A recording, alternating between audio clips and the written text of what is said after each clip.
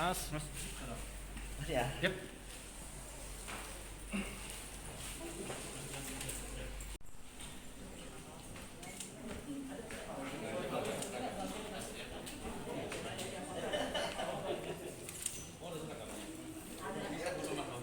Kita seakan-akan diserahkan ya.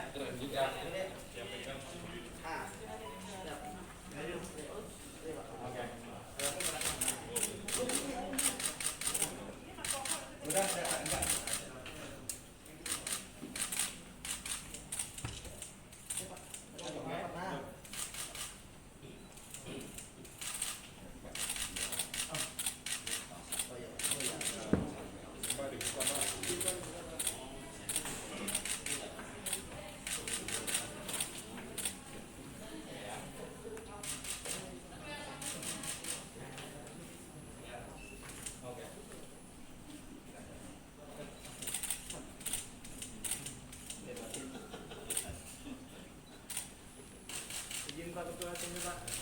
Jadi pertanyaan-pertanyaan yang sudah beredar di media itu sebetulnya terkait dengan pikiran, dan pikiran itu di dalam hak asasi manusia tidak bisa dibatasi sama sekali. Jadi yang pertama adalah pelanggaran terhadap pembatasan hak asasi manusia, sehingga sebenarnya dia adalah sebuah pelanggaran hak asasi manusia yang berkedok di balik pembatasan. Yang kedua, tentu saja ada pelanggaran terkait hak atas perlakuan yang adil dalam hubungan kerja. Kita tahu bahwa nanti teman-teman akan bersaksi sendiri, ada pertanyaan-pertanyaan tendensius yang jawaban yang sama juga dijawab oleh pegawai yang lain, tapi mereka lulus, yang ini tidak lulus.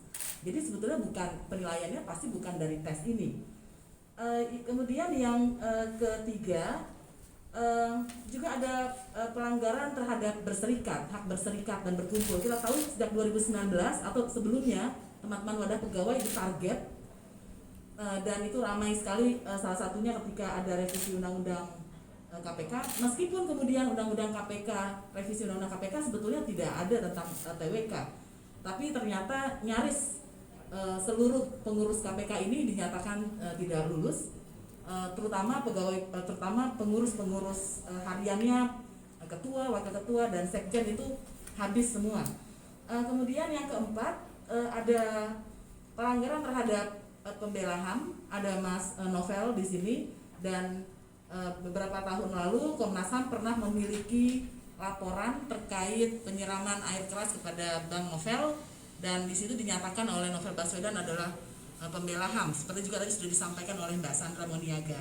Yang kelima,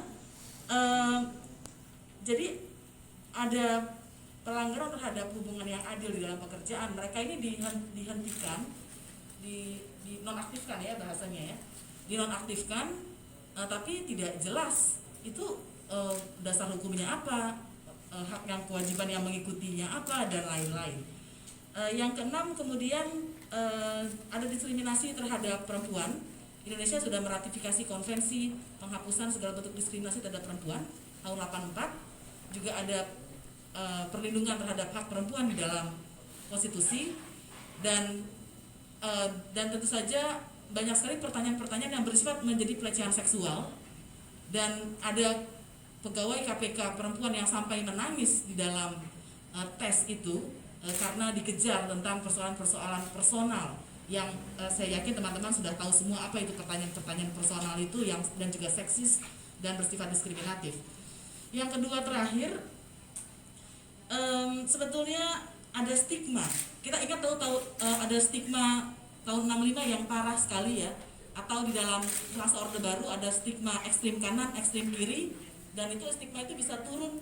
Dalam pembicaraan kami tadi, stigma itu bisa turun hingga ke anak, ke cucu, dan tidak hanya akan menutup mereka bisa diangkat menjadi pegawai, menjadi peralihan ASN pada KPK, tapi juga akan mempengaruhi kehidupan sosial, hak pendidikan anak cucunya, dan juga berkiprah di pemerintahan setelah ini. Jadi stigma ini sebetulnya parah sekali, dan di dalam berbagai kasus yang ekstrim dia bisa kemudian menjadi alasan penganiayaan kepada mereka yang di stigma itu, dan juga bahkan pembunuhan. Yang terakhir, ada tendensi yang sangat kuat, indikasi yang sangat kuat ada pelanggaran terhadap kebebasan berpendapat Jadi banyak sekali kalau kita lihat tadi klaster-klaster 75 orang dengan lebih dalam, sebagian dari mereka itu pernah menandatangani petisi tolak Firly karena pelanggar etik, kemudian menjadi pemohon judicial review dalam revisi undang-undang KPK dan lain-lain. Artinya profilnya ini mereka adalah orang-orang yang selama ini yang kritis.